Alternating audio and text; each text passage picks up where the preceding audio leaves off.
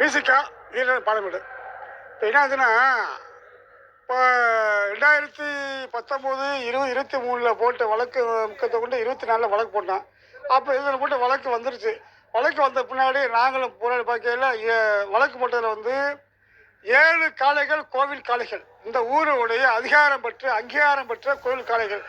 8வது காடை அளக்கிறோம்னு சொன்னோம். ரைட், ஒத்துக்கிட்டோம்மா. அப்போ கோர்ட்டு ஒரு தீர்ப்பு போட்டுருது. தீர்ப்போடையில் இங்கே இருக்கிற கலெக்டர், ஆர்டிஓ, தஹசில்தார், முக்கியமாக திமுக பத்திரத்துறை ஐயா உதவி அமைச்சர் அண்ணன் மூர்த்தி அண்ணன் உள்பட எங்களுக்கு பரிந்துரை பண்ணலை. சரி, ஒருவேளை இல்லை. அப்போ நேற்று நைட்டு எங்கள் மக்கள்லாம் சேர்ந்து ஒரு மியூசிக்கை சார்ந்து ஒரு ஆர்ப்பாட்டம் போட்டோம். இல்லை, மக்கள் ஆர்ப்பாட்டம் பண்ணி இரவு 2:15 மணிக்கு ஒரு தீர்ப்பு பொறுப்பிச்சு கொண்டு வந்துட்டாங்க. அதெல்லாம் கொண்டு போய் எப்பயுமே நாங்கள் ஒரு கமிட்டி சார்ந்து எங்களை போல பெரியவர்கள்லாம் எதுவுமே மாலை மரியாதை பண்ணுறது வழக்கம் ஒன்று.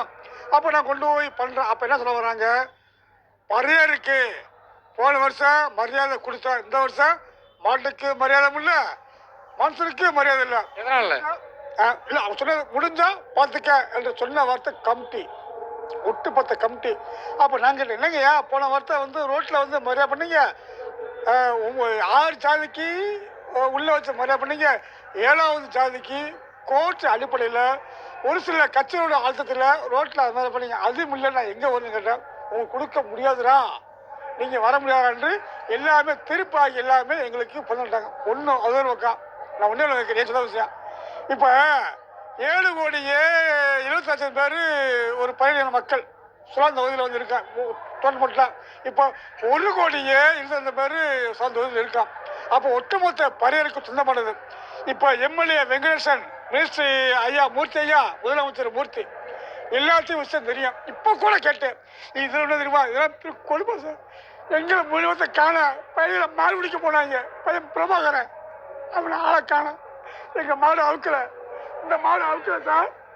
எங்கள் மேலே திட்டமிட்டு அடித்து 3 பேர்த்து உள்ளே வச்சுட்டாங்க. அவன் ஸ்டேஷனில் தேடி 10 வரும். அது என் மகன் உள்கொண்டு, என் மகன் இவர் தம்பியை மோக்கண்டு உள்ள அழக்கணும் கேட்டு போய் என்ன நீ எப்படி அச்சமீறி மாடு வைக்க.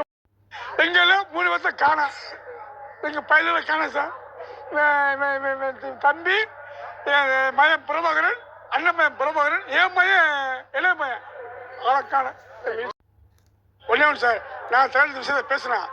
நாங்கள் அதாவது மேற்கு மாவட்ட செயலாளர் சிந்தனை உள்பட, இங்கே ஒன்றிய செயலாளர் உள்பட, நான் பேர் செயலாளர் உள்பட பேசுனேன். அப்போ என்ன சொல்லுவாங்க தலைவர், வாங்கப்பா ஊர் நலம் கருதி இருக்கிறோம், நீங்கள் வேணும், ஊர் வேணும், நீங்கள் வெறுத்து அவங்க சமாதானமாகி அவங்க சமாதானம் ஊர் வேணும், இல்லை ஒற்றுமை தான், முடிஞ்சா வரைக்கும் போராடுங்க. நம்ம அந்த விஷயத்தை மூத்த படிச்சாரு. அந்த உன் கண்ணால் இருக்க மூர்த்தி நீங்கள் பார்த்து சமாதானம் போகணும்னு சொல்லிட்டாரு. அப்போ மூர்த்தி என்ன பண்ணணும், அப்போ இது சீர்திருத்தப்படுத்தணும். அப்போ என்ன சொல்கிறாரு மூர்த்தி, ஒன்றே ஒன்று இது முக்கியமான சார். அப்போ போன வேண்டாம் 2024 நான் கட்சிக்கார பூராமே பேசுகிறேன். அதான் சொல்ல வர்றாரு, எப்பா என்னப்பா பாருங்கள் தெருவு ஓட்டு வாங்கி வந்து வெறும் 1459 ஓட்டு வாங்கி பாலமேட்டில் அனைத்தாதையுமே 8,783 ஓட்டு வாங்கி இருக்கு. தப்பு யார் பேசுவா? அப்போ நான் கூடுதலாக நான் பேசுவேன் அவர் சொல்லிடுறாரு. அப்போ யார் இருக்கா? நான் இருக்கேன், என் பேர் வீரன், மியூசிக் வீரன், நான் இருக்கேன்.